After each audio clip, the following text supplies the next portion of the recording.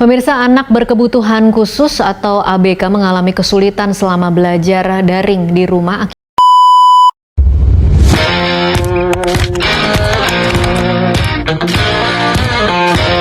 Assalamualaikum warahmatullahi wabarakatuh. Shalom, Om Swastiastu, Namo Buddhaya, salam kebajikan, dan salam sejahtera bagi kita semua.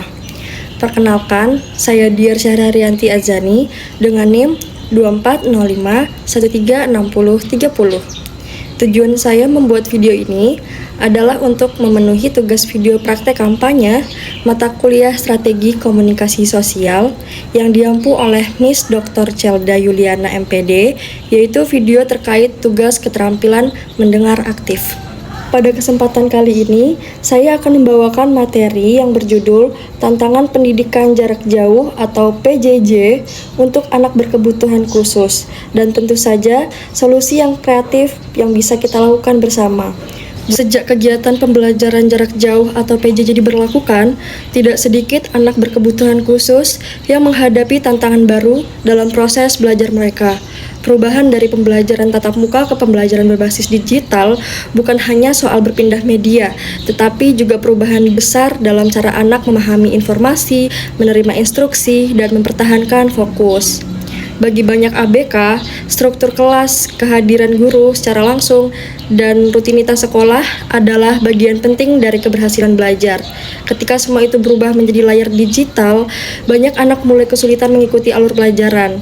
Ada yang mudah terdistraksi oleh suara di rumah, ada yang kewalahan dengan tampilan aplikasi belajar, dan ada pula yang kesulitan memahami instruksi guru karena keterbatasan komunikasi nonverbal dalam ruang virtual.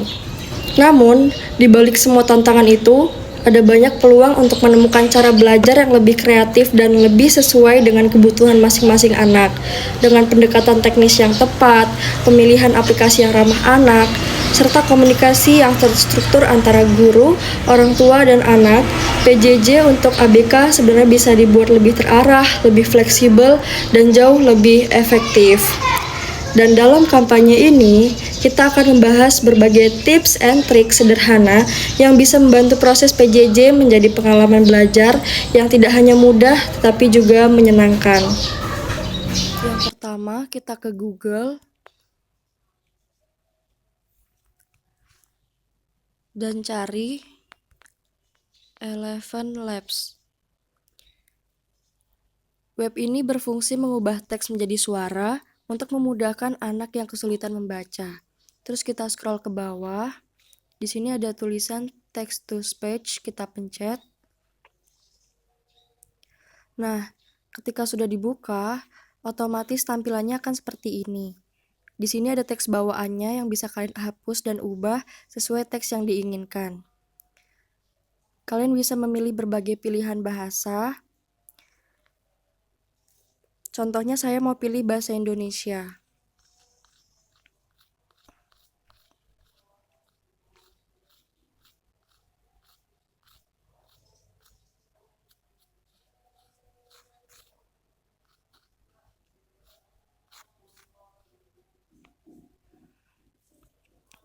Contoh misalnya saya mau bikin teks seperti ini.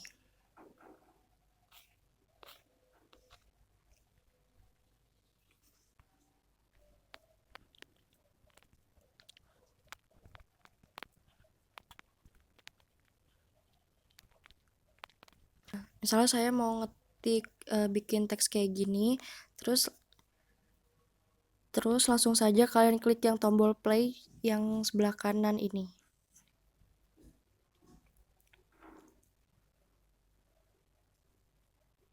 Kalian tunggu aja. Halo, selamat pagi. Semoga kita semua sehat ya Besti. Selalu didatangkan hal-hal baik dan dimudahkan segala sesuatunya.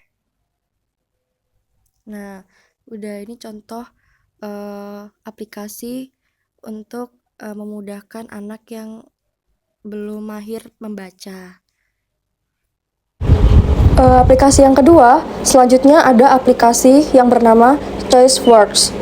ChoiceWorks adalah aplikasi visual schedule yang membantu anak, terutama anak berkebutuhan khusus. memahami rutinitas, dan mengikuti aktivitas dengan lebih terstruktur. Dalam video ini, kita akan belajar cara menggunakan choice words dengan mudah. Dikarenakan aplikasi originalnya berbayar, jadi di sini kita pakai yang versi light-nya ya. Logonya kayak gini.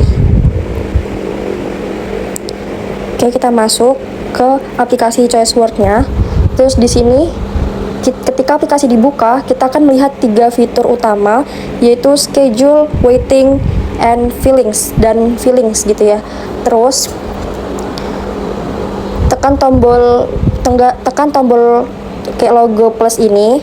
Terus di sini kalian bisa milih schedule, pencet schedule untuk membuat jadwal baru. Nah, tulis judul jadwal, misalnya kita tulis belajar online. Belajar online. Nah, setelah diberi judul, kalian bisa menambahkan gambar atau foto atau logo untuk judul tersebut. Misalnya kita pencet ini kan. Di sini ada berbagai pilihan gambar yang bisa disesuaikan dengan tema atau judul tersebut. Misalnya kita pakai yang school ini ya kan. Nah, di sini selanjutnya tambahkan aktivitas dengan menekan icon plus. Di sini ada icon plus yang warna hijau, kita pencet. Nah, di sini banyak berbagai logo atau pilihan gambar yang bisa disesuaikan oleh aktivitas yang akan dilakukan oleh anak gitu ya kan. Misalnya kita mau ke komputer. Nah, di sini bakal ada logo komputer. Nah, jadi anak berkebutuhan khusus mereka lebih tanggap dan lebih mengerti ketika ada gambar atau gambar visualnya langsung seperti ini komputer. Di sini di aplikasi choice words ini dia sudah ada gambar tersebut ya kan. Nah, terus di sini kita bisa sesuaikan ke bawah. Kita bisa pilih gambar yang sudah tersedia atau unggah foto sendiri agar lebih mudah dikenali anak. Nah, di sini ini kita tambahin aja aktivitas apa aja yang mau dilakukan. Kita tambahin.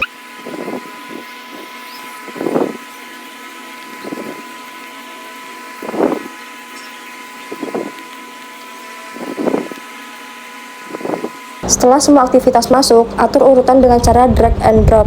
Urutan ini membantu anak memahami langkah demi langkah secara runtut. Ketika jadwalnya ini sudah siap, anak dapat mengikuti aktivitas dan menandai setiap langkah yang sudah selesai. Ini membantu meningkatkan rasa mandiri dan rasa pencapaian pada anak. Nah, jika diperlukan, kalian bisa menambahkan timer di aktivitas tertentu. Di sini ada add timer. Ini kita bisa nambahin, disesuaikan dengan timer yang kira-kira berapa lama si anak tersebut beraktivitas kayak gitu. Misalnya ini untuk komputer membutuhkan waktu mungkin misalnya 5 menit kayak gitu. Terus untuk baca buku mungkin bisa diatur sesuai yang diinginkan, misal 3 menit, begitupun selanjutnya. Nah, kalau udah kayak gini, misalnya tambah satu lagi deh, misal ini timernya disesuaikan kayak gitu. Nah, kalau udah seperti ini, kalian bisa save. Nah, udah kayak gini kan. Ini kalau dipencet kayak logonya ini digeser, ini bisa bersuara seperti ini. Computer. Book. Count. Math. Attendance. Nah, misal mau diaktifkan waktunya, bisa dipencet aja kayak gini. Nah, secara otomatis waktunya akan berjalan mundur sesuai yang disesuaikan di awal, sesuai yang diatur di awal tadi. Nah, kayak gitu. My schedule. First I need to. Computer. Book. Count. Math. Attendance. Nah, itu buat kayak memainkan atau di play bersuara secara langsung gitu kan. Kalau misalnya satu-satu kan harus kayak gini. All done. Nah, ini misalnya udah nih all done. Kalian bisa taruh ke samping kanan ya kan, dipindahin kalau sekiranya aktivitas itu udah selesai, dipindahkan lagi selanjutnya. Ketika ini waktunya udah selesai, kan bisa pindahkan lagi kalau All done. aktivitasnya sudah selesai, dan begitu Math. seterusnya. All done. Attendance. Nah, kayak gini All selesai. done. Ini menunjukkan semua kegiatan sudah selesai dilakukan. Seperti itu. Nah, fitur ini membantu anak mengetahui durasi bermain, belajar, atau istirahat. Yang fitur timer tadi, seperti itu. Nah, itu tadi beberapa penggunaan fitur schedule untuk membuat jadwal kegiatan anak. Nah, di sini di aplikasi ini tampilannya itu bahasa Inggris. Bisa nggak sih diganti ke bahasa Indonesia? Nah, berhubung ini aplikasi Choice Word-nya Lite, ini nggak bisa diganti ya teman-teman. Bahasanya dari Inggris ke Indonesia. Tapi kalau kalian beli yang berbayar, yang aplikasi Choice Word original, versi originalnya di App Store atau Play Store, itu pasti bisa diganti ya bahasanya dari bahasa Inggris ke bahasa Indonesia, kayak gitu. Dengan penggunaan rutin, aplikasi Choice Word dapat membantu anak lebih mandiri dan memahami rutinitas dengan lebih baik. Sesuaikan jadwal sesuai kebutuhan anak dan jadikan kegiatan belajar lebih terarah dan menyenangkan. Dengan penggunaan rutin, aplikasi Choice Words dapat membantu anak lebih mandiri dan memahami rutinitas dengan lebih baik. Sesuaikan jadwal sesuai kebutuhan anak dan jadikan kegiatan belajar lebih terarah dan menyenangkan. Terakhir, untuk visualisasi, saya menyajikan infografis yang berisi jadwal terstruktur harian ABK saat pembelajaran jarak jauh atau PJJ. Kenapa jadwal penting? Karena dapat membantu anak memahami urutan kegiatan, mengurangi kecemasan dan tantrum, meningkatkan fokus dan kemampuan mengikuti instruksi, dan memberi pola yang konsisten dan dapat diprediksi. Selanjutnya, masuk ke susunan jadwal. Yang pertama, ada A. Rutinitas pagi, yaitu dimulai pada pukul 8 sampai jam 9 pagi, yaitu urutannya bangun dan mandi, sarapan, persiapan belajar, plus cek alat seperti gadget, buku, dan headset. Yang kedua, B. Sesi belajar 1, yang dimulai dari jam 9 pagi sampai jam 10, yaitu pelajaran utama seperti bahasa Indonesia atau matematika. Gunakan visual schedule atau kartu instruksi dan metode seperti video pendek dan latihan singkat. Yang C atau yang ketiga, kita nerapkan waktu istirahat dari jam 10 sampai pukul 10.20, yaitu mencakup minum atau mengkonsumsi snack sehat. Kedua, peregangan 5 menit dan aktivitas sensori seperti memegang stress ball. Keempat, sesi belajar kedua yang dimulai dari pukul 10.20 hingga 11.00, yaitu pelajaran berikutnya bisa IPA atau IPS. Gunakan gambar seperti contoh nyata atau animasi. Yang kelima, atau aktivitas sensori atau motorik yang dilakukan pukul 11.00 sampai 11.20, yaitu lompat kecil, yoga anak, gerak mengikuti musik. Terus dengan ini bertujuan menstabilkan regulasi sensorik. Yang keenam, sesi belajar 3 yang ketiga itu dari pukul 11.20 hingga 12.00. Itu mencakup tugas praktik atau proyek kecil seperti membuat poster sederhana. Ketujuh, istirahat siang atau seperti isoma, istirahat sholat makan gitu, yang dimulai dari pukul 12.00 hingga 13.00, yaitu mencakup makan siang dan waktu tenang seperti menonton video edukatif atau membaca. Kedelapan, kegiatan relaksasi atau terapi dimulai pukul 13.00 hingga 13.30. Bisa berupa terapi wicara ringan, latihan menulis, atau bermain huruf.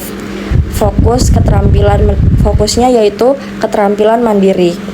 Yang terakhir, free time terstruktur yang dimulai dari 13.30 hingga 14.00. Memilih aktivitas dari 3 pilihan, yaitu bisa mencakup main balok, mewarnai, dan menonton kartun edukatif. Prinsip utamanya yaitu 1. Konsisten tapi tetap fleksibel. Kedua, singkat, jelas, dan visual. Ketiga, berikan reward setelah selesai jadwal tertentu. Dan yang terakhir, gunakan bahasa instruksi 1-2 langkah. Orang tua pun akhirnya memikul peran ganda. Selain sebagai pendamping belajar, mereka juga harus berfungsi sebagai ko-terapi yang membantu anak mengatur emosi, memecahi tugas, hingga mempraktikkan strategi belajar yang biasa diterapkan guru di sekolah. Ini bukan hal yang mudah, terutama ketika orang tua harus tetap bekerja, mengurus rumah, dan memastikan seluruh kebutuhan keluarga tetap berjalan.